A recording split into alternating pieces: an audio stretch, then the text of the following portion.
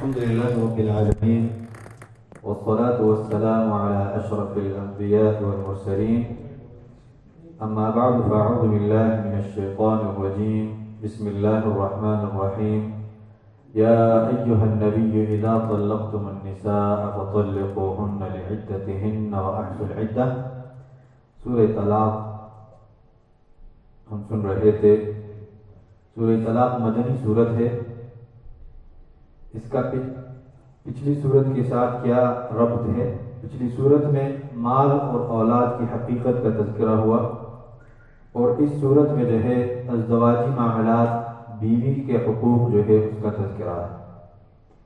دوسرا جو ربط ہے، پچھلی صورت میں اللہ تبارک و تعالیٰ کی یاد اور تقوی کا جو ہے وہ تذکرہ ہوا، اور اب اس صورت میں جو ہے بار بار تقوی کا جو ہے تذکرہ ہے، اور تقوی کے کچھ فوائد وہ بھی ذکر ہے اس میں۔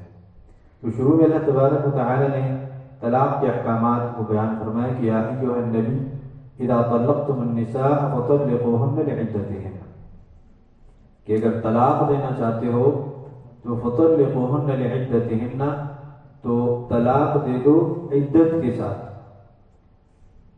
کیونکہ طلاق کا ایک اپنا طریقہ ہے۔ ایک طلاق ہوگی، پھر اس کے بعد جو ہے عدت وہ خاتون گزارے گی، اور اس کے بعد اگر رجوع نہ ہوا تو دوسرے مہینے میں دوسرا طلاق ہوگا، اور پھر تیسرا ہوگا۔ تو یہ عدت بیچ میں جو ہے یہ گزارنا ضروری ہے۔ تو جو لوگ ایک ساتھ جو ہے 3 طلاقیں دیتے ہیں، اس میں وہ عدت کا معاملہ ختم ہو جاتا ہے، اور وہ طلاق سنی سے جو ہے طلاق بدعی وہ بن جاتا ہے۔ اس لیے علماء کہتے ہیں کہ طلاق بدعی واقعی نہیں ہوتا۔ تو طلاق ایک ہی واقع ہوتا ہے، اگر کوئی ایک ساتھ 3 دے دے، یا 1 دے دے، یا 100 دے دے، تو وہ ایک ہی شمار ہوگا۔ بہرحال علماء کے نزدیک مسئلہ اختلافی ہے، لیکن سنت کے نزدیک یہ ہے کہ ایک ٹائم پہ ایک طلاق ہی واقع ہوگا، اور اس کے بعد جو ہے عدت وہ جو ہے وہ گزارنا ہوگا۔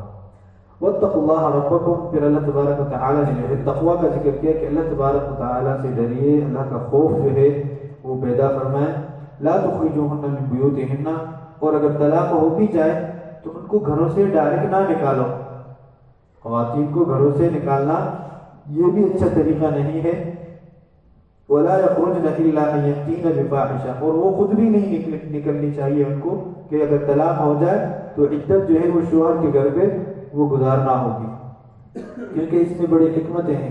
اللہ تبارک و تعالیٰ فرماتے ہیں کہ لعل اللہ یحدث بعد ذلک امرا، ہو سکتے ہیں کہ ایسا کوئی کام ہو جائے عدت کے درمیان کہ وہ دونوں جو ہے آپس میں واپس رجوع کر لیں۔ تو اگر یہ چلی جائے یا ان کو گھر سے نکال دیا جائے تو پھر یہ والی جو حکمت ہے یہ ختم ہو جائے گی۔ تو اس میں بڑی حکمتیں ہیں۔ اللہ تبارک و تعالیٰ کبھی نہیں چاہتے کہ میاں بیوی کے درمیان خاص کر جو ہے یہ اختلافات، یہ شیطان کو بہت پسند ہے۔ شیطان کے بارے میں آتا ہے کہ اس نے کیونکہ تخت لگایا ہے سمندر پہ جو ابلیس سے بڑا، اور چھوٹے چھوٹے شیاطین آ کے ان کو رپورٹ دیتے ہیں۔ ایک کہتے ہیں کہ میں نے قتل کروایا، وہ سنتا ہے اتنا شاباش نہیں دیتا۔ دوسرا کہتے ہیں کہ میں نے زنا کروایا، تیسرا کہتے ہیں میں نے یہ کروایا۔ ایک آتا ہے شیطان کہ میں نے میاں بیوی کے درمیان اختلاف ڈالا، اس کو شاباش دیتا ہے کہ آپ نے سب سے بہترین کام کیا۔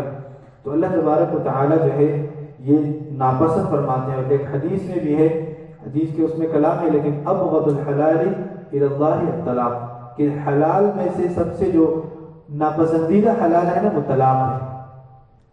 تو طلاق تک جو ہے معاملہ نہیں جانا چاہیے، اور اگر طلاق تک چلا بھی جائے تو پھر بھی اللہ تبارک و تعالیٰ نے یہ احکامات بیان فرمائے کہ نرمی ہو، نفقہ خرچہ پھر بھی جو ہے شوہر ادا کرے گا عدت کے درمیان، اور عدت جو ہے وہ شوہر کے گھر پہ گزارنی ہوگی۔ وتلک حدود اللہ، یہ اللہ تبارک و تعالیٰ کی باؤنڈریز ہیں۔ ومن یتعد حدود اللہ فقد ظلم نفسہ، اور اگر کوئی اس باؤنڈریز کو پار کرتا ہے، تجاوز کرتا ہے، تو یہ ظالم ہے، اپنے اوپر یہ ظلم کرتا ہے۔ پھر اللہ تبارک و تعالیٰ نے جو ہے فرمایا کہ ومن یتق اللہ یجعل له مخرجا، کہ تقوی جو ہے وہ اختیار کرنا ضروری ہے، کیونکہ تقوی ایسی صفت ہے کہ اگر تقوی ہے تو گھر میں معاملات ٹھیک رہیں گے، اور اگر تقوی نہیں ہے تو بات بات پہ جھگڑا جو ہے، اللہ کا خوف نہیں ہوگا تو بندوں کے حقوق بھی جو ہے وہ ضائع ہوں گے. اگر میاں ہے تو بیوی کے حقوق ضائع ہوں گے، اگر کوئی بیوی ہے تو میاں کے حقوق ضائع ہوں گے. وجہ کیا ہے کہ تقویٰ نہیں ہے. تو تقویٰ پیدا کرنا یہ ان تمام مسائل کا حل ہے کہ سب سے پہلے بندہ تقویٰ پیدا کرے تو یہ نوبت ہی نہیں آئے گی. ایک دوسرے کے عفو درگزر معاف کرنا اور حسن سلوک کرنا، یہ ساری چیزیں جو ہے یہ تقویٰ سے آتی ہے. عاجزی انکساری اور تکبر ختم ہو جاتا ہے. تو اس لیے اللہ تبارک و تعالیٰ نے فرمایا کہ وَمَن يَتَّقِ اللَّهَ يَجْعَل لَّهُ مَخْرَجًا، جو بھی اللہ تبارک و تعالیٰ کا تقویٰ اختیار کرتا ہے اللہ تبارک و تعالیٰ اس کے لیے راستے کھول دیتے ہیں. یہ ساری جتنی بھی بیماریاں ہیں، روحانی بیماریاں، دل کی بیماریاں، یہ ختم ہو جاتے ہیں. اور جو بھی اچھائیاں ہیں وہ اس کی طرف جو ہے وہ مائل ہوتی ہے. اور یہ تو دور کی بات کہ وَيَرْزُقْهُ مِنْ حَيْثُ لَا يَحْتَسِبُ، دنیاوی فائدے کہ اللہ تبارک و تعالیٰ تقویٰ دار آدمی کو ایسی جگہوں سے رزق عطا کر دیتے ہیں من حیث لا یحتسب، کہ جہاں سے جو ہے اس کا وہم و گمان بھی نہیں ہوگا.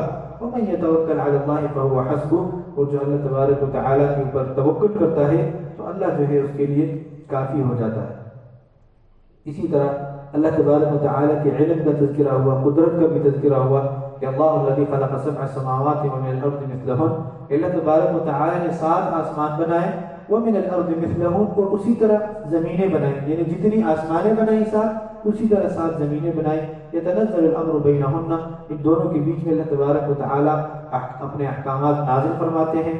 لتعلموا ان اللہ علی کل شیء قدیر، تاکہ تم جان سکو کہ اللہ تبارک و تعالیٰ ہر چیز پر قادر ہے. وان اللہ قد احاط بكل شیء علما، اور اللہ تبارک و تعالیٰ کے علم نے جو ہے ہر چیز کو احاطہ کیا ہوا ہے. تو اللہ تبارک و تعالیٰ کا جو علم ہے وہ ہر جگہ پر ہے، اور بذات خود اللہ تبارک و تعالیٰ وہ عرش عظیم پر مستوی ہے.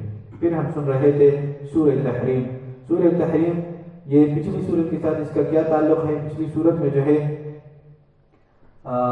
طلاق اور ازدواجی مسائل تھے، اور اس سورت میں جو ہے وہ رویے وہ بیان کیے جا رہے ہیں جو طلاق کے سبب بنتے ہیں. تو ان رویوں سے جو ہے وہ دور رہنا ہے. پھر پچھلی صورت میں طلاق کے بعد جو ہے احکام تھے کہ طلاق ہو جائے تو عدت گزارنی ہوگی، اور شوہر کے گھر پہ ہوگا، گھر سے نہیں نکالا جائے گا، جو خرچہ ہوگا وہ بھی شوہر ادا کرے گا. تو یہ پورے مسائل بیان ہوئے. اور اس صورت میں جو ہے نکاح کے دوران جو ہے میاں بیوی کی جو ہے کیا ذمہ داریاں ہیں اس کا بیان ہے کہ اگر ہر بندہ اپنی ذمہ داری پوری کرے تو نوبت آگے تک نہیں جائے گی. تو فرمایا کہ یا ایھا النبی لم تحرم ما احل اللہ لک، اے محبوب کائنات آپ کیوں حرام کر دیتے ہیں وہ چیزیں احل اللہ لک، جو اللہ تبارک و تعالی نے تمہارے لیے حلال کی ہے. اس آیت کی شان نزول یہ ہے کہ نبی اکرم صلی اللہ علیہ وسلم جو ہے وہ ماریہ قبطیہ جو لونڈی تھی نبی اکرم صلی اللہ علیہ وسلم کی، وہ حفصہ رضی اللہ عنہا کی باری میں ان کے کمرے میں جو ہے ان سے ان کی ملاقات ہوئی نبی اکرم صلی اللہ علیہ وسلم کی، اور حفصہ رضی اللہ عنہا جو ہے وہ ناراض ہوئی. تو نبی اکرم صلی اللہ علیہ وسلم نے انہیں کہا کہ اگر آپ کو پسند نہیں ہے یہ تو میں ہمیشہ کے لیے اس کو اپنے اوپر حرام کر دیتا ہوں، لیکن آپ نے کسی کو بتانا نہیں. تو حفصہ رضی اللہ عنہا نے جو ہے وہ حضرت عائشہ کو بتایا کہ اس طرح واقعہ ہے. ایک تو یہ شان نزول ہے. دوسرا، نبی اکرم صلی اللہ علیہ وسلم عصر کے ٹائم پہ زینب بنت جحش رضی اللہ عنہا کے جو گھر پہ جو ہے وہ تشریف لے جاتے ان کے روم میں، اور وہاں جو ہے شہد کھاتے، وہ ان کو شہد پیش کرتی اور نبی اکرم صلی اللہ علیہ وسلم وہ شہد تناول فرماتے. تو حفصہ رضی اللہ عنہا اور عائشہ رضی اللہ عنہا یہ دونوں نے یہ فیصلہ کیا کہ جب نبی اکرم صلی اللہ علیہ وسلم ہمارے پاس آئیں گے تو ہم دونوں یہ بات کریں گے کہ آپ کے منہ سے جو ہے مغافیر کی بو آ رہی ہے. تو جب وہ نبی اکرم صلی اللہ علیہ وسلم آئے تو انہوں نے بھی یہ بات کی، حضرت عائشہ نے اور حضرت زینب نے حفصہ نے بھی یہ بات کی. تو نبی اکرم صلی اللہ علیہ وسلم نے ارشاد فرمایا کہ میں آج کے بعد شہد نہیں کھاؤں گا. تو اللہ نے یہ آیت نازل فرمائی کہ یا ایھا النبی لم تحرم ما احل اللہ، کہ آپ کیوں حرام کر دیتے ہیں وہ چیزیں جو اللہ نے حلال کی ہے. تبتغی مرضات ازواجک، آپ اپنی بیویوں کی مرضی چاہتے ہو، ان کی خوشنودی چاہتے ہو. واللہ غفور الرحیم، اللہ تبارک و تعالی جو ہے وہ بخشنے والا رحیم ہے. قد فرض اللہ لکم تحلۃ ایمانکم واللہ مولاکم وإذ أسر النبی إلی بعض ازواجہ حدیثا، کہ نبی اکرم صلی اللہ علیہ وسلم کے بارے میں یہی تذکرہ فرمایا کہ خاموشی سے جو بات کی نبی اکرم صلی اللہ علیہ وسلم نے زینب بنت جحش رضی اللہ عنہا سے کہ کسی کو بتانا نہیں. فلما نبأت به وأظهره الله عليه عرف بعض، تو جب انہوں نے جو ہے حضرت عائشہ سے بات شیئر کی تو اللہ تبارک و تعالیٰ نے وحی نازل کی کہ وہ بات جو آپ نہیں بتانا چاہتے تھے وہ انہوں نے حضرت عائشہ کو بتا دی. تو فلما نبأها به قالت من أنبأك هذا، تو نبی اکرم صلی اللہ علیہ وسلم کو پتہ چلا وحی کے ذریعے. زینب سے پوچھا کہ حفصہ سے پوچھا کہ میں نے آپ سے نہیں کہا تھا کہ آپ نے جو ہے یہ بات شیئر نہیں کرنی. تو نے کہا کہ من أنبأك هذا، یہ آپ کو کس نے بتایا؟ تو نبی اکرم صلی اللہ علیہ وسلم نے فرمایا کہ قال نبأنی العلیم الخبیر، مجھے اس ذات نے بتایا کہ وہ جو علیم ہے، علم رکھنے والا ہے، خبیر ہے، ہر چیز سے خبردار ہے. اور پھر یہاں پر جو ہے اللہ تبارک و تعالی نے ازواج مطہرات کے لیے جو ہے سخت حکم بھی نازل فرمایا کہ آپ کا شان جتنا اونچا ہے، آپ کا مرتبہ جتنا اعلیٰ ہے، تو آپ کو یہ اس طرح کی باتیں جو ہے وہ زیب نہیں دیتی کہ آپ اپنی طرف سے کوئی پلاننگ بنا لیں اور نبی اکرم صلی اللہ علیہ وسلم کو تکلیف پہنچا دیں. تو یہ چیز نہیں ہونی چاہیے کہ ان تتوبا الی اللہ فقد صغت قلوبکما، یہ توبہ ہونا چاہیے. اگر توبہ نہیں کیا، توبے سے اللہ تبارک و تعالی جو ہے دلوں کو صاف کر دیتے ہیں. وَإِن تَظَاهَرَ عَلَيْهِ فَإِنَّ اللَّهَ وَمَوْلَاهُ وَجِبْرِيلُ وَصَالِحُ الْمُؤْمِنِينَ، اور اگر اس طرح نہیں کرتے یا ان کو تکلیف پہنچاتے ہیں تو اللہ تبارک و تعالی اور جبریل اور مومن لوگ جو ہے نبی اکرم صلی اللہ علیہ وسلم کے دوست ہیں. والملائکۃ بعد ذلک ظہیر، اور اسی طرح فرشتے. عسى ربه ان طلقكن، پھر مزید سختی کرا دی کہ عسى ربه ان طلقكن، اللہ تبارک و تعالی اگر چاہے کہ تمہیں یہ طلاق دے، یہ بھی ہو سکتا ہے کہ نبی علیہ وسلم تمہیں طلاق دے. ان کو مزید جو ہے حکم سخت فرمایا کہ اس طرح جو ہے نہیں ہونی چاہیے. اور عام مسلمانوں کے لیے بھی، خواتین کے لیے بھی یہ کہ اپنے شوہروں کو جو ہے وہ تکلیف نہ پہنچائے کہ ایک فرضی مسئلہ بنا کے ان بیچاروں کو جو ہے وہ ٹینشن میں ڈال دیں. باہر کے کام بہت سارے ہوتے ہیں، اندر کی بھی اگر ٹینشن بن جائے تو پھر بات پچھلی صورت میں جیسے طلاق کی طرف جو ہے وہ چلی جاتی ہے. تو ایک دوسرے کے ساتھ جو ہے ایک دوسرے کی بھی نرمی اختیار کرنا، ایک دوسرے کی ٹینشن کو دور کرنا، یہ کوشش کرنا چاہیے. تو یہ جو ہے گھریلو زندگی جو ہے یہ بہت اچھی گزرے گی. تو فرمایا کہ ایوب لہ ازواجا خیرا منکن، اللہ تبارک و تعالی یہ بھی کر سکتے ہیں کہ تمہارے بدلے جو ہے نبی اکرم صلی اللہ علیہ وسلم کو خیرا منکن، تم سے بہترین عطا کرے. مسلمات مسلمان بھی ہو، مومنات بھی ہو، قانتات بھی ہو، تائبات بھی ہو، توبہ کرنے، عابدات عبادت کرنے والے، سائحات روزہ رکھنے والے، سیبات ابکارہ، کنواریاں اور شادی شدہ. اللہ تبارک و تعالی یہ کرا سکتا ہے. تو ان کو ریمائنڈ کرایا کہ یہ چیز جو ہے یہ دوبارہ نہیں ہونی چاہیے. پھر اللہ تبارک و تعالی نے جو ہے اولاد کے بارے میں بتایا کہ الذین آمنوا قوا انفسکم واہلیکم نارا، کہ اپنے آپ کو اور اپنے اہل و عیال کو، اپنے اولاد کو جو ہے جہنم کی آگ سے بچاؤ. وقودها الناس والحجارہ، ایسی آگ ہے کہ اس کا ایندھن جو ہے پتھر ہے اور لوگ ہے. تو اس سے جو ہے اپنے آپ کو بھی بچانا چاہیے اور اپنے اولاد کو بھی. کلکم راع وکلکم مسئول عن رعیتہ، نبی اکرم صلی اللہ علیہ وسلم کی حدیث ہے کہ تم میں سے ہر شخص جو ہے وہ ذمہ دار ہے اور اس سے اپنی ذمہ داری کے بارے میں پوچھا جائے گا. ماں باپ سے جو ہے بیٹے اور بیٹیوں کے بارے میں جو ہے وہ پوچھا جائے گا. اگر انہوں نے اتنی اسلامی تعلیمات نہیں دی کہ وہ آگ سے اپنے آپ کو بچا سکے تو یہ ذمہ دار ہے، ان سے پوچھا جائے گا. تو جتنے بھی لوگوں کے پاس ذمہ داریاں ہیں ان تمام ذمہ داریوں کے بارے میں اللہ تبارک و تعالی سوال کریں گے. پھر توبے کا حکم ہے کہ یا الذین آمنوا توبوا الی اللہ توبۃ نصوحا، کہ اللہ تبارک و تعالی کی طرف جو ہے بالکل توبہ نصوحا کر لو، پکا سچا توبہ، کہ اس کے بعد آپ کوئی گناہ ہی نہ کر لو اور توبے کی شرائط کی ندامت ہو اور پچھلے کام میں جو کیا ہے اس پہ ندامت ہو، اللہ تبارک و تعالی سے جو ہے بخشش طلب کی جائے اور دوبارہ جو ہے اس کام کی طرف جو ہے وہ نہ لوٹے. تو اس طرح توبہ ہونا چاہیے. پھر اس کے بعد ہم سن رہے تھے سورہ ملک. سورہ ملک جو ہے یہ مکی صورت ہے. اس کا پچھلی صورت کے ساتھ کیا ربط ہے؟ پچھلی صورت میں انسانی معاملات اور اس کے حقوق کا تذکرہ تھا. اس صورت میں اللہ تبارک و تعالی کی قدرت اور اللہ کے حقوق کا تذکرہ ہے. پچھلی صورت میں فرشتوں کا اجمالی ذکر ہوا، اور اب اس صورت میں جو ہے جہنم کا جو داروغہ ہے اور فرشتوں کے جو سوالات ہیں اس کا تذکرہ ہے۔ تو پہلی آیت میں اللہ تبارک و تعالیٰ نے فرمایا تبارک الذی بیدہ الملک وہو علی کل شیء قدیر، کی تمام بادشاہت جو ہے وہ اللہ تبارک و تعالیٰ کے ہاتھ میں ہے اور وہ ہر چیز پر قدرت رکھتے ہیں۔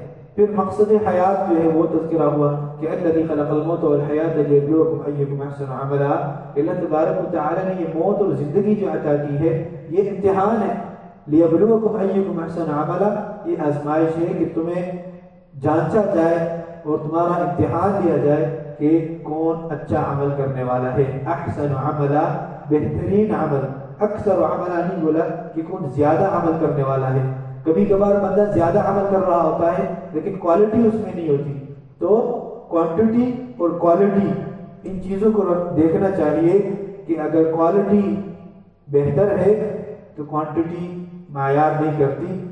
جیسے ایک بندہ ہے وہ 5 منٹ میں 10 رکعت پڑھتے ہیں، دوسرا بندہ ہے وہ 5 منٹ میں 2 رکعت پڑھتے ہیں، تو اس کی کوالٹی ہے 2 رکعتوں کی، کیونکہ 5 منٹ میں 2 رکعتیں پڑھی خشوع و خضوع کے ساتھ، تو یہ عمل اللہ تبارک و تعالیٰ کو زیادہ محبوب ہے، اور یہی اللہ چاہتا ہے ایکم احسن عملا، کہ کون اچھا عمل کرتا ہے، بہتر عمل کرتا ہے۔ اسی طرح جہنم کا بھی تذکرہ ہوا اس صورت میں کہ وَلِلَّذِينَ كَفَرُوا بِرَبِّهِمْ عَذَابُ جَهَنَّمَ وَبِئْسَ الْمَصِيرُ، کفار کے لیے جو ہے عذاب جہنم ہے اور یہ بہت برا ٹھکانہ ہے۔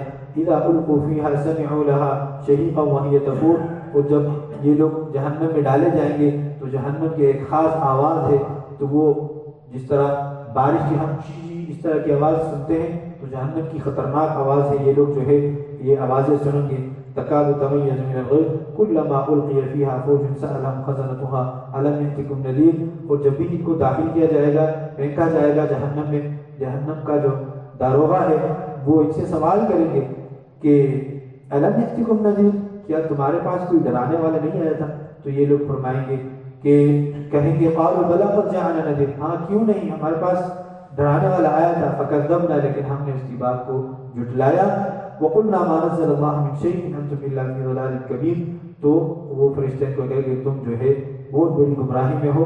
پھر یہ لوگ حسرت کریں گے کہ قالوا لو كنا نسمع او نعقل ما كنا في اصحاب السعير، کاش ہم ان کی بات سنتے اور ہم تھوڑا عقل سے کام لیتے، ما كنا في اصحاب السعير، تو آج ہم جو ہے اس سعیر میں جہنم میں وہ نہ ہوتے، تو اس وقت جو ہے کوئی ندامت اس وقت کام نہیں آئے گی۔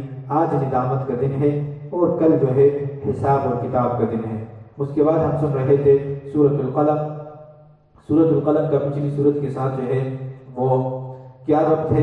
پچھلی سورت میں توحید اور اطاعت کو جو ہے مضبوط کیا، اور اس صورت میں جو ہے دعوت دینے کی ترغیب ہے۔ اگر توحید مضبوط ہوا تو اب اس توحید کی دعوت وہ ہونی چاہیے۔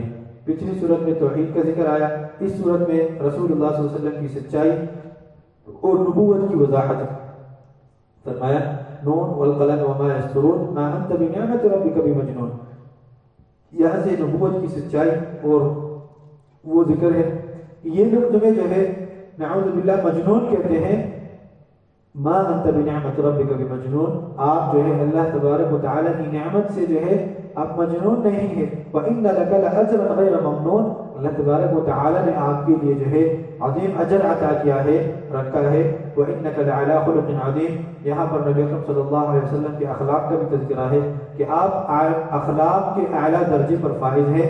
ایسی کوئی ہستی نہیں ہے جن کے اخلاق جو ہے اس دنیا میں وہ نبی اکرم صلی اللہ علیہ وسلم سے اعلیٰ ہو، تو اللہ کے نبی اکرم صلی اللہ علیہ وسلم وہ اخلاق کے بلند مرتبے پر فائز ہے۔ تو یہ لوگ جو کہتے ہیں کہ مجنون ہے، تو یہ ان کی جو ہے اپنی خباثت ہے۔ فَسَتُبْصِرُ وَيُبْصِرُونَ، یہ لوگ بھی دیکھیں گے اور آپ بھی دیکھو گے۔ بِأَيِّكُمُ الْمَفْتُونُ، کہ کون جو ہے وہ مفتون ہے یا مجنون ہے۔ ان ربک هو اعلم بمن ضل عن سبیلہ وهو اعلم بالمهتدین، اللہ تبارک و تعالی جانتے ہیں کہ کون جو ہے راستے سے جو ہے وہ بھٹکا ہوا ہے اور کون جو ہے وہ سیدھے راستے پر ہے، یہ اللہ تبارک و تعالی بہتر جانتے ہیں۔ اسی طرح پھر باغ والوں کا جو ہے وہ تذکرہ ہے کہ انا بلوناہم کما بلونا اصحاب الجنہ اذ اقسموا لیصرمنہا مصبحین، ان کو ہم آزمائش میں ڈالیں گے، ان کو امتحان میں ڈالیں گے، کما بلوناہم اصحاب الجنہ، جس طرح ہم نے باغ والوں کو جو ہے امتحان میں ڈالا تھا۔ یہ یمن میں ایک نیک آدمی کا باغ تھا، انتہائی جو ہے میوے جو ہے دیتا تھا، پھل دیتا تھا۔ وہ کیا کرتا تھا کہ جب بھی اس کا میوہ آ جائے، پھل پہنچ جائے، تو وہ اپنے مال کو، اپنے باغ کے جتنے بھی آمدن ہے اس کو 3 حصے کرتا۔ ایک حصہ اللہ تبارک و تعالیٰ کے راستے میں دیتا، دوسرا حصہ جو ہے اپنے لیے رکھتا، اور تیسرا حصہ جو ہے واپس اس باغ میں انویسٹ کرتا تاکہ جو ہے فصل اچھا ہو جائے۔ تو اللہ تبارک و تعالیٰ نے خوب برکتیں عطا کی تھی ان کو۔ تو جب ان کا انتقال ہو گیا تو ان کے بیٹوں نے کہا کہ ہمارے باپ تو جو ہے وہ پاگل تھے، وہ سارا مال جو ہے غریبوں کو دیتے تھے، ہم کیا کریں گے کہ غریبوں کو پتہ نہیں لگنا چاہیے، ہم رات کو جائیں گے اور اس باغ کا جو میوے ہیں یہ ہم اتاریں گے، اور جب صبح غریب ہمارے راستے میں آئے تو ہم سارا مال جو ہے گھر شفٹ کر چکے ہوں گے۔ فطاف علیہا طائف من ربک وہم نائمون، اللہ تبارک و تعالیٰ نے ایسا عذاب نازل فرمایا، وہم نائمون، رات کو وہ سو رہے تھے اور اللہ تبارک و تعالیٰ نے اس باغ کو ختم کر دیا۔ فاصبحت کالصریم، ایسا ہو گیا کہ جیسے ریت یا جو ہے آگ ہم جلاتے ہیں آخر میں کیا رہ جاتا ہے، راکھ، بالکل راکھ بن گیا۔ تو فتنادوا مصبحین، تو ایک دوسرے کو صبح آوازیں لگا رہے تھے کہ چلے ان اغدوا علی حرثکم ان کنتم صارمین، اگر تم چاہتے ہو تو چلو جلدی جلدی تاکہ ہم مال کو وہ نمٹا لیں۔ فانطلقوا وهم يتخافتون، یہ لوگ نکلے لیکن ڈر رہے تھے، ان کے دل میں بھی خوف تھا، اللہ يدخلنها اليوم عليكم مسکین، کہ آج ہمارے گھر ہمارے اوپر کوئی مسکین نہیں آنا چاہیے۔ وغدوا على حرد قادرین فلما رأوها قالوا انا لضالون، اور جب وہاں چلے گئے تو میدان خالی تھا، سارا راکھ بنا ہوا تھا، لیکن جیسے انہوں نے اللہ کے عذاب کو دیکھا تو انہوں نے رجوع بھی کر لیا، توبہ کر لیا اور فرمایا کہ انا لضالون، ہم تو گمراہی میں تھے، یہ ہم سے غلطی ہو گئی۔ اور پھر اللہ تبارک و تعالی نے ان کا توبہ جو ہے وہ قبول بھی فرمایا اور باغ کو دوبارہ جو ہے اسی طرح بنایا۔ اور یہ توبے کا فائدہ ہے، اگر کوئی توبہ کرتا ہے نا، استغفار کرتا ہے تو اللہ تبارک و تعالی جو ہے ان کی گناہوں کو معاف کر دیتے ہیں، اور جتنی بھی جو ہے اس کا خسارہ ہو گیا ہے اس کا جو ہے مداوع بھی ہو جاتا ہے۔ تو اللہ تبارک و تعالی ہم سب کو اس طرح جو ہے آزمانا چاہتے ہیں، تو جب بھی آزمائش آئے صبر سے کام لے، اللہ تبارک و تعالی کی طرف رجوع کر لے تو انشاءاللہ کامیابی وہ ہوگی۔ اس کے بعد ہم سن رہے تھے سورۃ الحاقہ۔ سورۃ الحاقہ کی پچھلی سورت کے ساتھ کیا ربط ہے؟ پچھلی سورت میں دنیاوی عذاب کا جو مثال ہے وہ دیا گیا، اور اس سورت میں جو ہے پچھلی قوموں کی مثالیں ہیں، اس کے ذریعے جو ہے سمجھانا چاہتے ہیں۔ پچھلی سورت میں دوسرا ربط تنبیہ کرایا گیا اور ڈرایا اس باغ والے قصے سے کہ اگر آج بھی کوئی بات نہیں مانتا، اللہ کے راستے میں خرچ نہیں کرتا، تو ان کے ساتھ بھی یہ معاملہ ہو سکتا ہے۔ اور اس صورت میں جو ہے آخرت کی ہولناکیاں جو ہے وہ بیان کی اور اس کے ذریعے ڈرایا گیا۔ الحاقہ، ملحاقہ یعنی ثابت ہونے والی جو ہے، الحاقہ کیا چیز ہے؟ یہ الحاقہ قیامت کا بھی ایک نام ہے، ایک دن کا نام ہے قیامت کے دن کا، اور اس کو ثابت کرنے والا دن جو ہے وہ اس وقت ساری چیزیں جو ہے وہ ثبوت کے ساتھ جو ہے وہ ملے گی۔ وما ادراک ما الحاقہ، اور تمہیں کیا پتا کہ الحاقہ کیا چیز ہے؟ پھر جو ہے کذبت ثمود وعاد بالقارعہ، پچھلی قوموں کا جہاں انہوں نے تکذیب کیا تھا ان کا تذکرہ ہے، ان کی ہلاکت کا ذکر ہے۔ وَأَمَّا عَادٌ فَأُهْلِكُوا بِرِيحٍ صَرْصَرٍ عَاتِيَةٍ، کسی کو ہوا کے ذریعے، کسی کو چیخ کے ذریعے اللہ تبارک و تعالی نے جو ہے ان کو تباہ کر دیا، اور ان کے اوپر تو بہت تیز آندھی اور طوفان آیا تھا عاد، قوم عاد کے ذریعے، کیونکہ یہ فرشتے جو ہیں یہ ہوا کو بھیج رہے ہوتے ہیں، فرشتوں کے کنٹرول میں ہوتا ہے، اللہ تبارک و تعالی فرشتوں کو حکم دیتے ہیں، لیکن اس وقت فرشتوں سے ہوا جو ہے انتہائی زیادہ جو ہے وہ ریلیز ہو گیا، اور بہت جو ہے یہ کپکپی والی حالت تھی، اور ان کا حالت جو ہے وہ بہت خراب ہو گیا۔ اور فرمایا کہ فَتَرَى الْقَوْمَ فِيهَا صَرْعًا كَأَنَّهُمْ أَعْجَازُ نَخْلٍ خَاوِيَةٍ، ایسی حالت ہو گئی کہ یہ ڈھیر ہو گئے، اور جیسے کہ یہ جو کھجور کے جو بڑے بڑے تنے ہوتے ہیں نا، یہ زمین پہ آ کے گر جائے، اسی طرح یہ لوگ جو ہے یہ بکھرے ہوئے جو ہے وہ پڑے ہوئے تھے۔ تو یہ جو ہے دنیاوی عذاب سے بھی اللہ تبارک و تعالی بار بار ڈرا رہے ہیں، اسی طرح قیامت کی ہولناکیوں سے بھی جو ہے وہ بار بار جو ہے وہ ہمیں ڈرا رہے ہیں، تاکہ لوگ جو ہے وہ اللہ تبارک و تعالیٰ کی طرف آئیں اور اللہ تبارک و تعالیٰ کی وحدانیت جو ہے وہ عام ہو۔ اسی طرح پھر اعمال نامے کا تذکرہ ہوا کہ وَأَمَّا مَنْ أُوتِيَ كِتَابَهُ بِيَمِينِهِ، جن لوگوں کو اعمال نامہ جو ہے دائیں ہاتھ پہ دیا جائے گا، فَيَقُولُ هَاؤْمُ اقْرَءُوا کتابیہ، وہ انتہائی خوشی کا عالم ہوگا اس کو، اور وہ اعلان کرے گا کہ آئیے میرا اعمال نامہ دیکھیے، انی ظننت انی ملاق حسابیہ، میں یہی گمان رکھتا تھا، میں یہی میرا یقین تھا کہ میں رب سے ملاقات کروں گا، وَهُوَ فِي عِيشَةٍ رَاضِيَةٍ، وہ رضامندی والی زندگی میں ہوگا، خوشی والی زندگی میں ہوگا، فی جنت عالیہ، بلند و بالا جنتوں میں ہوگا، قطوفها دانیہ، کلوا واشربوا ہنیئا بما اسلفتم فی الایام الخالیہ، اور اللہ تبارک و تعالی حکم دیں گے کہ جو مرضی کھا لو، جس طرح چاہے کھا لو، اور واما من اوتی کتابہ بشمالہ، اور جن کو جو ہے بائیں ہاتھ پہ اعمال نامہ جو ہے وہ ملے گا، فیقول یا لیتنی لم اوت کتابیہ، کاش یہ آج مجھے اعمال نامہ نہ مل چکا ہوتا، ولم ادری ما حسابیہ، اور میں تو یہ یقین نہیں رکھتا تھا کہ حساب بھی ہوگا، یا لیتہا کانت القاضیہ، کاش یہ موت جو ہے یہ ختم ہونے والی ہوتی، یہ فیصلہ کن ہوتی کہ موت کے بعد یہ زندگی نہ ہوتی، تو جو ہے یہ اچھا ہوتا، ما اغنی عنی مالیہ، آج تو میرے مال نے مجھے کچھ ساتھ نہیں دیا، ہلک عنی سلطانیہ، میری بادشاہت، میری طاقت، میری خوبصورتی، میرا دبدبہ، وہ سب جو ہے ہلاک ہو گیا۔ فرشتوں کو حکم ہوگا خذوہ فغلوہ، اس کو پکڑو اور اس کو کھینچو جہنم کی طرف، ثم الجحیم صلوہ، ان کے گلے میں توق ڈال دو، ثم فی سلسلۃ ذرعها 70 ذراعا فاسلکوہ، اور زنجیروں کے ساتھ اس کو جکڑ لو اور جو ہے کھینچ لو، وہ زنجیریں 70 ذراعا، جس کی لمبائی جو ہے 70 جو ہے ذراع، یہ ایک ذراع ہے، 70 گز سمجھیں آپ، اس میں جو ہے اس کو جکڑ دیا جائے گا اور اس کو کھینچ دیا جائے گا جہنم کی طرف۔ تو یہ جہنم کی ہولناکیہ ہے، قیامت کی ہولناکیہ ہے، اس سے ڈرنا چاہیے، اور جو بھی دنیاوی معاملات ہیں وہ دنیا میں جو ہے اس کو سدھارنا چاہیے۔ اس کے بعد ہم سن رہے تھے سورہ معارج، سورہ معارج جو ہے پچھلی صورت میں قیامت کی ہولناکیہ ذکر ہوئی، اور اس میں ڈانٹ ہے، اور ان کے لیے جو عذاب مانگنے میں جلدی کرتے ہیں، یہ لوگ کہتے ہیں کہ عذاب آنا، بار بار عذاب کر رہے ہیں تو عذاب لا کے دو۔ نضر بن حارث یہ بار بار کہتے تھے نبی اکرم صلی اللہ علیہ وسلم کو کہ آپ ہمیں بار بار ڈراتے ہیں عذاب سے، تو وہ عذاب لیا تاکہ ہم بھی دیکھ لیں۔ تو اللہ تبارک و تعالیٰ جو ہے فرماتے ہیں کہ سأل سائل بعذاب واقع، یہ سوال کرتے ہیں، یہ سوال پوچھنے والا اس عذاب کے بارے میں جو واقع ہونے والا ہے، عذاب واقع ہوگا، للکافرین لیس لہ دافع، اور کافروں کے لیے تو کوئی بچانے والا ہی نہیں ہوگا، من اللہ ذی المعارج، اللہ تبارک و تعالیٰ کے ہاں جو شان والا ہے، جو مرتبے والا ہے، جو فضیلت والا ہے۔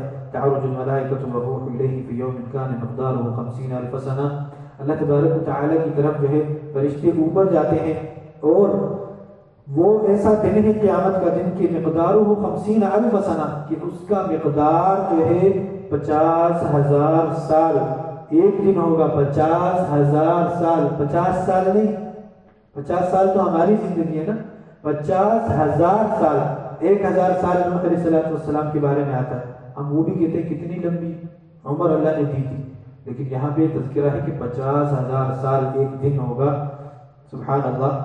تو اللہ تبارک و تعالیٰ سے دعا کرے کہ اس دن کی ہولناکیوں سے جو ہے وہ ہمیں جو ہے وہ بچائیں۔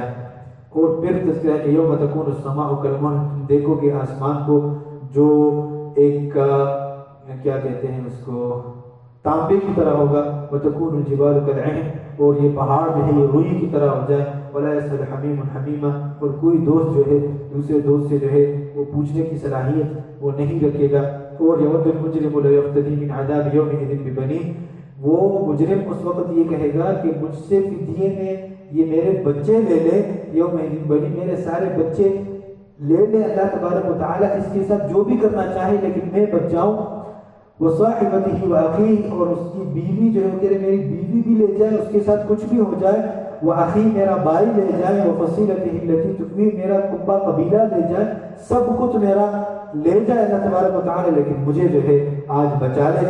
لیکن اللہ تبارک و تعالیٰ فرمائے گا کہ کلا انہا لظیٰ نزاعۃ للشویٰ، یہ انتہائی خطرناک عذاب ہے، اور یہ اسکن کو جو ہے گوشت سے الگ کرنے والی عذاب ہے، اور ہڈیوں اور گوشت کو جو ہے یہ درد پہنچانے والی عذاب ہے، تو اس وقت جو ہے یہ کچھ بھی کام نہیں آئے گا۔ بادشاہت، مال، دبدبہ، اس وقت نیک اعمال جو ہے وہ کام آئیں گے۔ اللہ تبارک و تعالیٰ تمام عذاب سے جو ہے ہم سب کو بچائیں۔ اس کے بعد ہم سن رہے تھے سورہ نوح۔ سورہ نوح کا پچھلی سورت کے ساتھ کیا جو ہے ربط ہے؟ پچھلی سورت میں دلائل کا ذکر تھا، قیامت کا ذکر، دلائل کے ساتھ قیامت کا ذکر تھا، اور اس صورت میں جو ہے نوح علیہ السلام کی دعوت کو بطور مثال پیش کیا۔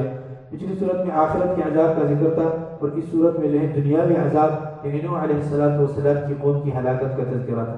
فرمایا کہ اِنَّا أَرْسَلْنَا نُوحًا إِلَىٰ قَوْمِهِ أَنْ أَنذِرْ قَوْمَكَ مِنْ قَبْلِ أَنْ يَأْتِيَهُمْ عَذَابٌ أَلِيمٌ، کہ ہم نے نوح علیہ السلام کو اس کی قوم کی طرف جو ہے بھیجا تھا تاکہ وہ اللہ تبارک و تعالیٰ کے عذاب سے انہیں ڈرائیں، لیکن وہ لوگ جو ہے وہ نہیں مانے اور وہ اپنے انا اور ضد پر جو ہے وہ ڈٹے رہے سوائے چند لوگوں کے۔ پھر اللہ تبارک و تعالیٰ نے جو ہے ان کے اوپر عذاب نازل فرمایا اور ان سب کو ہلاک کر دیا، اور جو نوح علیہ السلام کے ماننے والے تھے وہ اللہ تبارک و تعالیٰ نے ان کو بچایا۔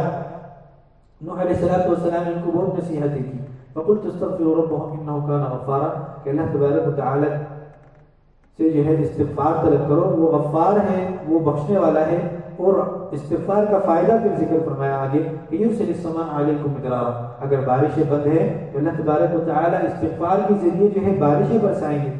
وَيُمْدِدْكُمْ بِأَمْوَالٍ وَبَنِينَ، اور اگر مال نہیں ہے تو اللہ تبارک و تعالیٰ مال عطا کریں گے۔ وَبَنِينَ، اور اگر بچے نہیں ہیں تو اللہ تبارک و تعالیٰ اولاد بھی عطا کریں گے۔ وَيَجْعَلْ لَكُمْ جَنَّاتٍ، باغات بھی عطا کریں گے دنیا میں بھی جو ہے، اور آخرت میں بھی جو ہے جنتیں عطا کریں گے۔ وَيَجْعَلْ لَكُمْ أَنْهَارًا، اور نہریں در نہریں اللہ تبارک و تعالیٰ جو ہے تمہیں عطا کریں گے۔ یہ استغفار کی جو ہے فوائد ہے۔ آج بھی اگر کوئی استغفار کرتا ہے تو اللہ تبارک و تعالیٰ ان کی معیشت کو جو ہے وہ بہتر بنا دیتا ہے، کیونکہ یہ ایک تعلق ہوتا ہے بندے اور رب کے درمیان۔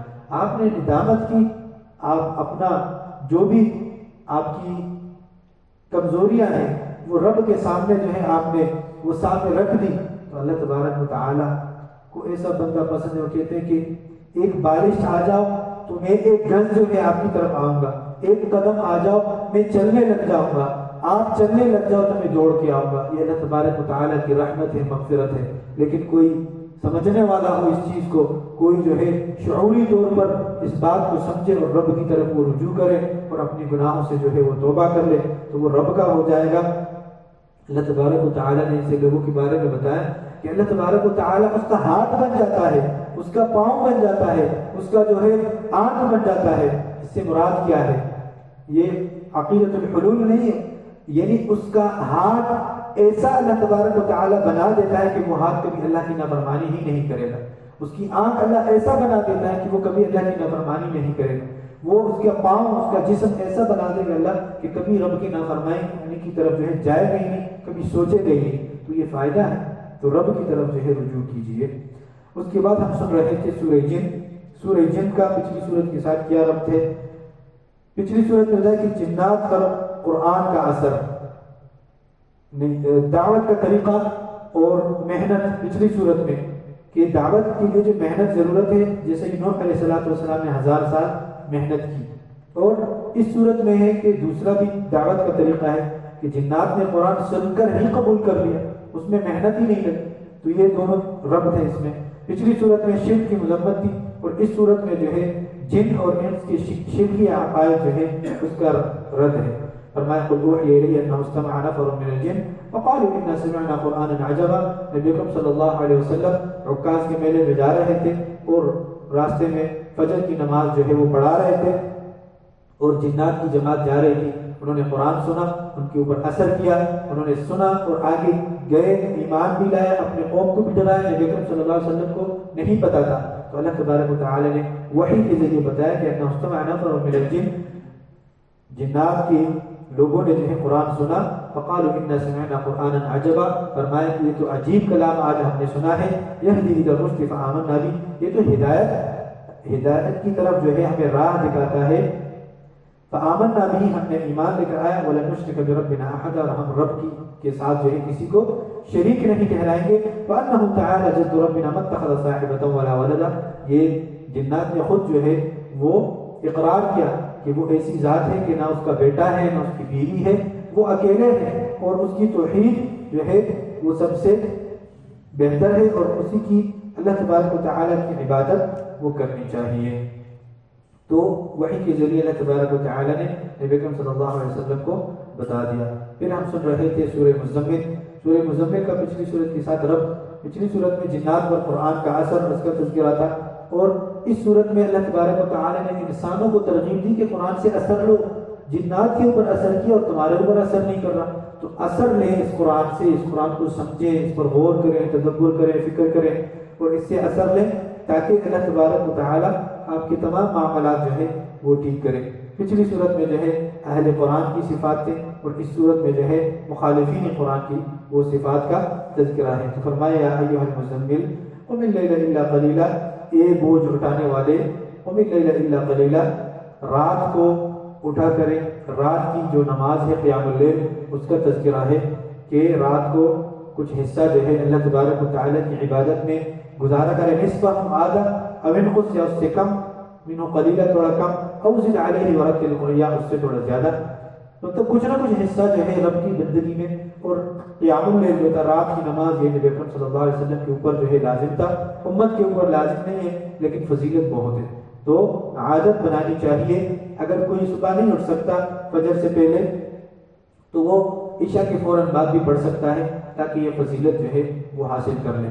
پھر قرآن کی ترتیل کا ذکر ہے اس میں کہ ورتل القرآن ترتیلا، قرآن کو ٹہل ٹہل کر پڑھیے، قرآن کو تجوید کے ساتھ پڑھیے، جس طرح اللہ تبارک و تعالیٰ نے نازل فرمایا ہے اسی طرح قرآن پڑھیے۔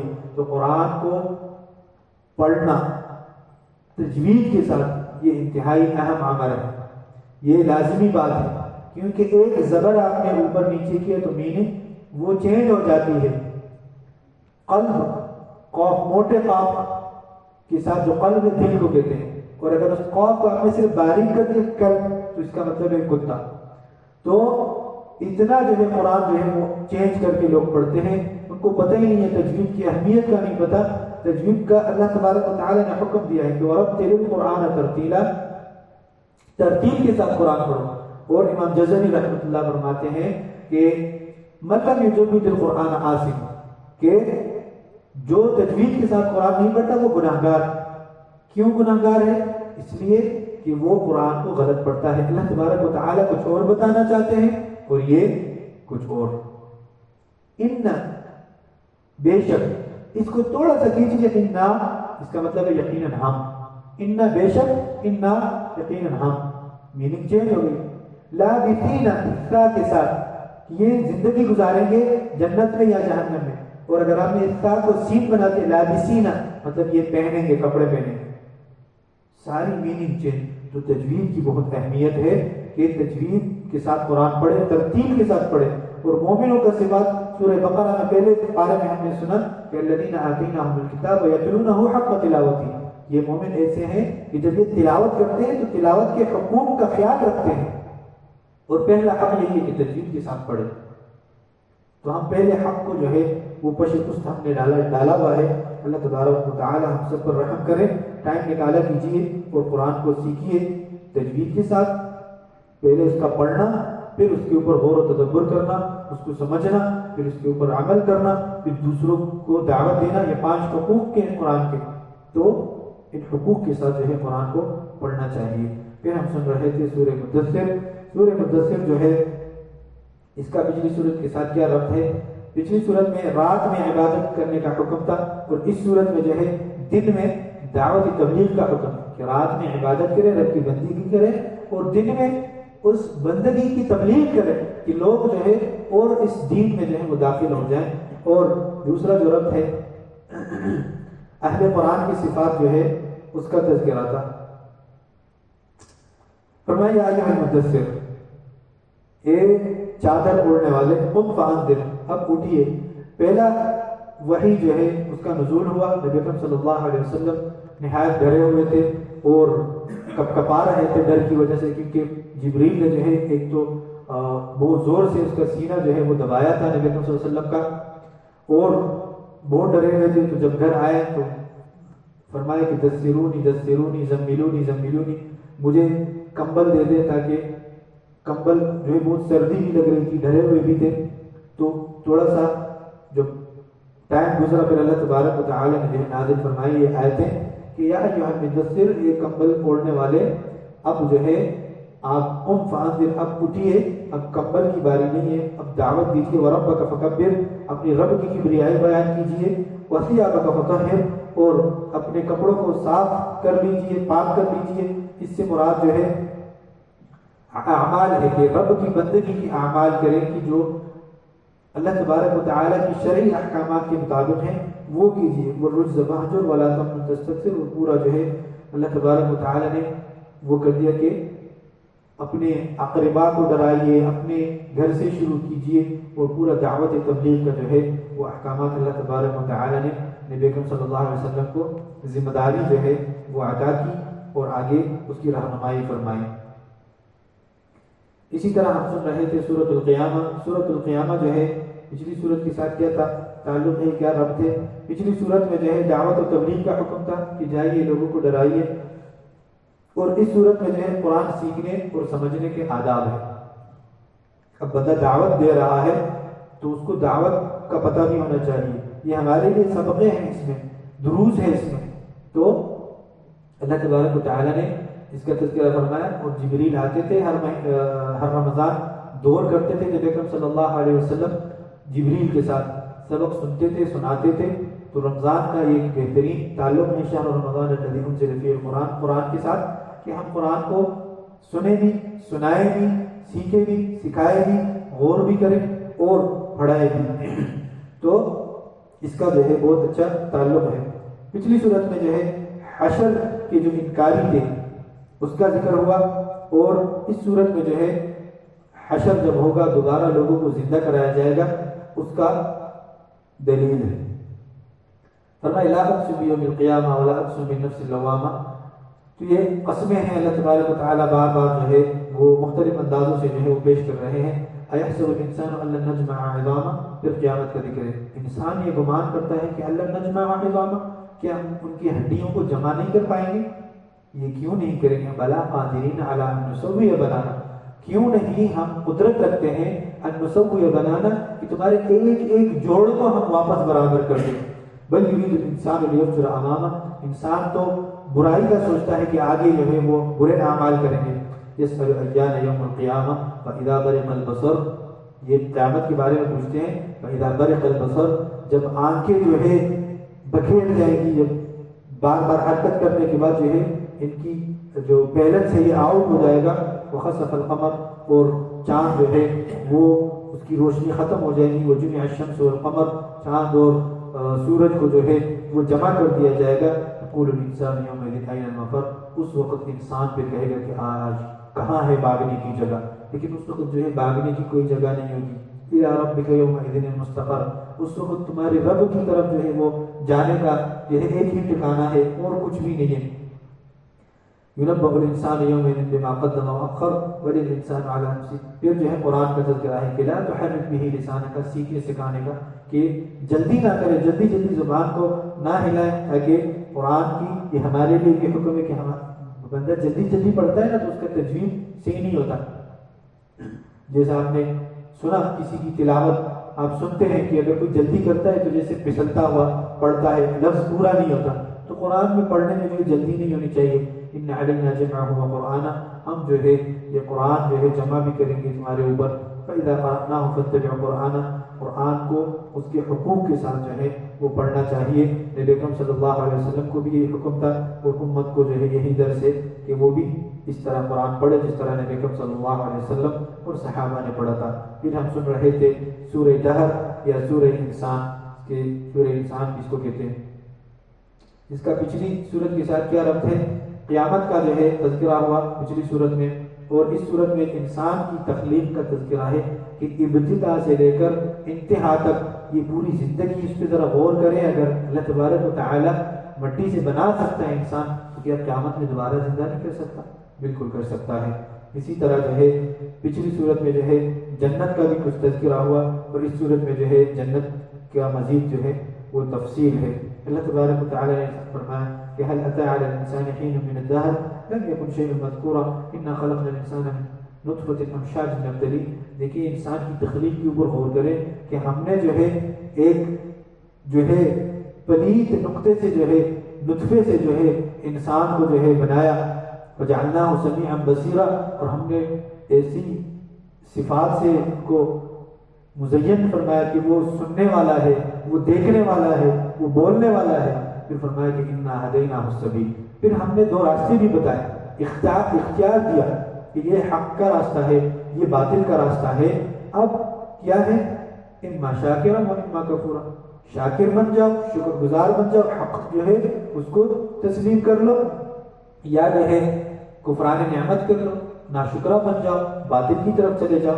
تو یہ جو ہے اللہ تبارک و تعالی نے یہ فرمایا کہ آپ اپنی تخلیق کے اوپر غور کریں کہ ایک پانی کے قطرے سے اگر اللہ تمہیں بنا سکتا ہے تو بنے ہوئے کو دوبارہ وہ احون، وہ زیادہ آسان ہے اللہ تبارک و تعالی۔ پھر جنت کا تذکرہ ہے کہ جو ہے جنتیوں کو جو ہے وہ برتنوں میں جو ہے ایسی شراب پیش کی جائے گی یا ایسے مشروبات پیش کیے جائیں گے جو کافور کا جو ہے اس میں ذائقہ ہوگا، اور عین یشرب بها عباد اللہ یفجرونها تفجیرا یوفون بالنذر، یہ جو ہے پئیں گے اللہ تبارک و تعالیٰ کی نعمتیں جو ہیں، اور اللہ تبارک و تعالیٰ ایسے چشمے جاری فرمائیں گے، اور پھر یوفون بالنذر، یہ ان لوگوں کے لیے جو اپنی نظروں کا جو ہے وہ اس پر وفا کرتے ہیں، نظروں کو پورا کرتے ہیں، اور وَيَخَافُونَ يَوْمًا كَانَ شَرُّهُ مُسْتَطِيرًا، اور اس دن سے ڈرتے ہیں جس دن کا جو شر جو ہے وہ انتہائی خطرناک ہے۔ اور وَيُطْعِمُونَ الطَّعَامَ عَلَى حُبِّهِ مِسْكِينًا وَيَتِيمًا وَأَسِيرًا، اور یہ لوگ کھانا کھلاتے ہیں مسکینوں کو، یتیموں کو۔ اور پچھلی صورت میں سورہ مدثر میں بھی یہی تذکرہ تھا کہ فرشتہ جب جہنمیوں سے جو پوچھے گا کہ مَا سَلَكَكُمْ فِي سَقَرَ، کیوں تم لوگ جو ہے اس سقر میں آ گئے، جہنم میں آ گئے، وہ ایک تو یہ ریزن بیان کریں گے کہ قالوا لم نكن من المصلين، ہم نمازیں نہیں پڑھتے تھے، اور دوسرا یہ ریزن ہوگا کہ ولم نكن نطعم المسكين، ہم مسکینوں کو کھانا نہیں کھلاتے تھے۔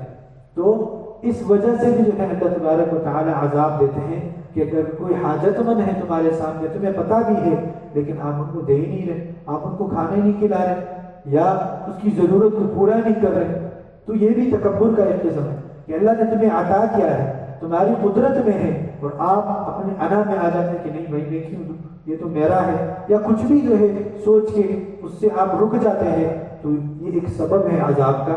تو اس طرح جو ہے اس سے بچنا چاہیے۔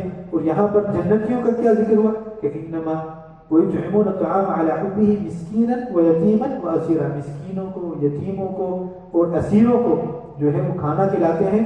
اور کیا وجہ کیا ہے، کیوں کھلاتے ہیں؟ انما نطعمکم لوجہ اللہ، یہ اللہ تبارک و تعالیٰ کی رضا کے لیے جو ہے یہ سارے کام ہونے چاہیے۔ اگر کسی کو دکھاوے کے لیے، کسی کو اپنا احسان جتلانے کے لیے یا اپنے کام نکلوانے کے لیے جو ہے صدقہ ایسے شخص کو دیتے ہو کہ کل کو میرا یہ فلاں کام نکالے گا، تو وہاں تو آپ نے اللہ کی رضا کے لیے نہیں دیا، اپنے کام نکالنے کے لیے دیا۔ تو لا نريد منکم جزاء ولا شکورا، کہ نہ تو ان سے ہم کوئی بدلہ مانگتے ہیں کھانا کھلانے کے عوض میں، نہ جو ہے یہ ہماری شکریہ ادا کرے۔ علماء تو یہ بھی کہتے ہیں کہ کسی کو کوئی چیز دو تو یہ بھی نہ کہو کہ دعا کرے میرے لیے، کہ وہاں پہ آپ کا ایک غرض آ گیا، خود غرضی آ گئی کہ آپ نے اس سے دعا طلب کی، وہ خود ہی دعا کرے گا۔ آپ اللہ کی جو ہے رضا کے لیے دے دو، اس کا دل خوش ہوگا، وہ تمہیں اللہ تبارک و تعالیٰ کی درگاہ میں جو ہے تمہاری دعا کرے گا، اور ضرور کرے گا۔ کوئی بھی آپ مسکین کو، جو حقیقی مسکین ہے، ایک تو جو جن کا کاروبار ہوتا ہے کہ ہر کسی سے مانگتے ہیں، وہ نہیں، جو حقیقی مسکین ہوگا نا، اس کو اگر آپ نے کچھ دے دیا وہ ضرور تمہارے لیے جو ہے وہ دعا کرے گا۔ تو آپ جو ہے اللہ کی رضا کے علاوہ کچھ جو ہے دل میں نہ لے کر آئیں۔ تو ایسی اشخاص کے لیے، ایسے لوگوں کے لیے اللہ تبارک و تعالیٰ نے جنتیں اور جنتوں کی جو نعمتیں ہیں وہ عطا کی ہیں۔ پھر آخری سورۃ سورہ مرسلات ہم سن رہے تھے، پچھلی صورت میں نیک لوگوں کی صفات تھے، اور اس صورت میں جو ہے منکرین جو ہے اس کی صفات ہے، اور بتایا کہ ویل للمکذبین، ہلاکت ہے جھٹلانے والوں کے لیے۔ منکر جو ہے کبھی نہیں بننا، توحید کا اور رسالت کا اور احکامات شرعیہ کا جو ہے کبھی جو ہے بندے کو منکر نہیں ہونا چاہیے۔ پچھلی صورت میں قیامت کا مختصراً تذکرہ ہوا، اور اس صورت میں جو ہے قیامت کی دلائل جو ہے اور نشانیاں ہیں۔ پھر اللہ تبارک و تعالیٰ قسمیں بھی کھاتے ہیں قیامت کا تذکرہ بات کو والمرسلات عرفا والعاصفات عصفا والناشرات نشرا، فرشتوں کی قسم کھاتے ہیں جو ہے، اور بہت ساری چیزوں کی قسم اللہ تبارک و تعالی نے کھایا. کس وجہ سے؟ انما توعدون لواقع، کہ تمہارے ساتھ جو وعدہ کیا جاتا ہے وہ واقع ہی رہے گا، چاہے جنت کا ہو چاہے جہنم کا ہو. تو وہ یہ سختیاں بھی آنے والی ہیں اور یہ نعمتیں جو ہے یہ بھی آنے والی ہیں. اور پھر فرمایا کہ جس طرح پچھلے سورت میں تذکرہ فَإِذَا النُّجُومُ طُمِسَتْ وَإِذَا السَّمَاءُ فُرِجَتْ وَإِذَا الْجِبَالُ نُصِبَتْ، یہ سب سورج چاند ستارے یہ سارا نظام درہم برہم ہو جائے.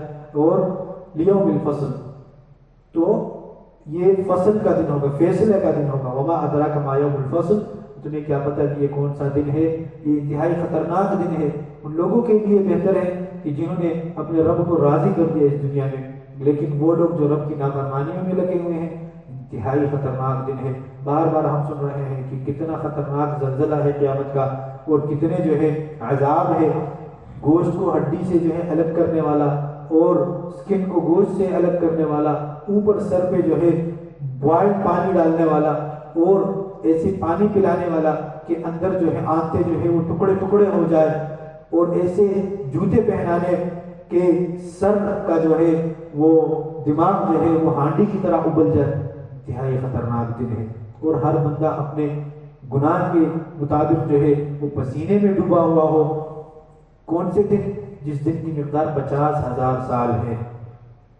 تو اس سے ڈرنا چاہیے. پھر فرمایا کہ وَيْلٌ يَوْمَئِذٍ لِّلْمُكَذِّبِينَ، ہلاکت ہو اس دن جھٹلانے والوں کے لیے. اور پھر بہت ساری جو ہے اقوام کا بھی تذکرہ کہ أَلَمْ نُهْلِكِ الْأَوَّلِينَ، کیا میں نے پہلے والوں کو نہیں ہلاک کیا؟ ثُمَّ نُتْبِعُهُمُ الْآخِرِينَ، پھر اس کے بعد والوں کو نہیں ہلاک کیا. كَذَلِكَ نَفْعَلُ بِالْمُجْرِمِينَ، پھر سمجھا رہے ہیں کہ اسی طرح ہر مجرم کا یہی حال ہوگا. آج بھی کوئی مجرم ہو، پہلے گزر چکا ہو، یا آنے والے وقت میں کوئی مجرم ہوگا، رب سے جو ہے وہ سرکشی کرے گا، تو ان سب کا جو ہے یہی حکم ہے. یہ سارے عذاب جو ہے ان مجرموں کے لیے ہے. اللہ تبارک و تعالیٰ سے دعا کریں کہ اللہ تعالیٰ جو ہے ہمارا شمار مجرموں میں سے نہ کر دے، ہمارا شمار جو ہے وہ مومنوں میں سے کر دے، اور ان لوگوں میں ہمارا شمار کر دے یہ جو جنت کی نعمتیں جن کے لیے ہیں. اللہ تبارک و تعالیٰ سے دعا کریں کہ جو بھی ہم نے ٹوٹی پوٹی عبادتیں کی، جو بھی جو ہے ہم نے نمازیں پڑھی ہیں، تراویح کی ہیں، صدقے خیرات کی ہیں، اللہ تبارک و تعالیٰ وہ اپنے بارگاہ میں قبول اور منظور فرمائے. اور جو بھی ہمارے گناہ ہیں، کوتاہیاں ہیں، اس سے درگزر فرمائے. آخر دعوانا الحمدللہ رب العالمین. السلام علیکم ورحمۃ اللہ وبرکاتہ.